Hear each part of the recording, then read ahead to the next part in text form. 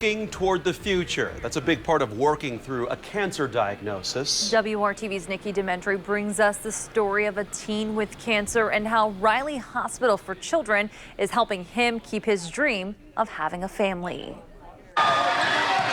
Blaine Lowell's journey is bigger than basketball. All right, we're going to be right in here. Every day is a new game. The 17-year-old guard is nearing the end of his chemotherapy treatment at Riley Hospital for Children. All right, you're all set.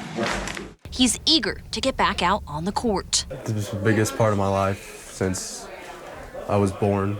My dad's a coach. He's been a coach my whole life. Me and my brother grew up in a gym, and I've played since I could walk. For now, though, it's regular visits to the hospital's outpatient infusion clinic. How long have you been coming here for? I don't really keep track. It all kind of runs together. The goal? Well, it's to play with his team again come the new year. But until then, he's helping out on the sidelines. Even though I'm not playing right now, I still get that same feeling from being on the bench that I felt when I was playing. The diagnosis came in March of 2022. I have leukemia, so that's blood cancer. Life changed drastically for the Illinois family, suddenly faced with an avalanche of decisions. When you're faced with that news, you have no time to really digest it or even understand what the future even looks like. One of those decisions is something the Lowell family and many families going through a cancer journey don't think of: fertility preservation. Cancer treatments can impact a patient's future ability to start a family. At first it was like, what are you talking about? I just got diagnosed with cancer, now you want to talk about saving my sperm. Tough conversation to have with your 17-year-old.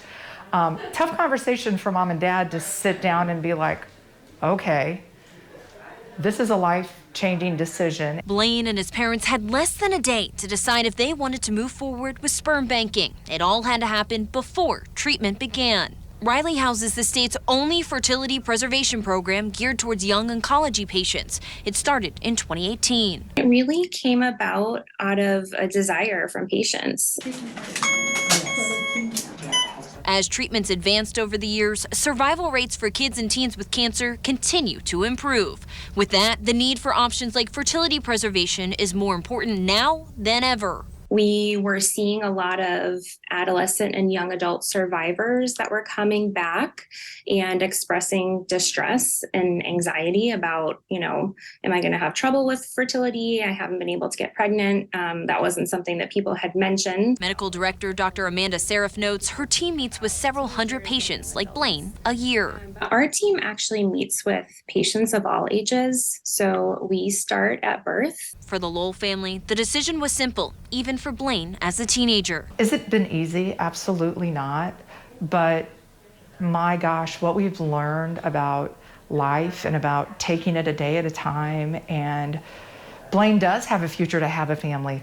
That means more to us than anything. Family is a word Blaine uses to describe his love for the game of basketball. It comes down to the team who has his back on the court, just like the team here at Riley does too. While a future family is the last thing on Blaine's mind, knowing it can be a possibility means everything. They all care about me just as much as I care about them, and they're going to do their best to take care of me, and that's what a family's like. In Indianapolis, Nikki Dementri, WRTV. The fertility preservation program at Riley is also open to rheumatology, nephrology, endocrine, and differences of sexual development patients as well. A hurdle many families face is the price of it all. For example, Dr. Seraph says egg banking can cost upwards of $12,000 up front. Then there are the storage fees. The program's medical director notes fertility preservation is not covered by insurance in Indiana. I absolutely just feel devastated when I'm talking to families that really want to do this and have to face the financial barrier of it. And so there are other states that have passed legislation to mandate insurance coverage. Dr. Seraph's next step is to work on advocacy in an effort to improve coverage options for these young Hoosiers considering fertility preservation.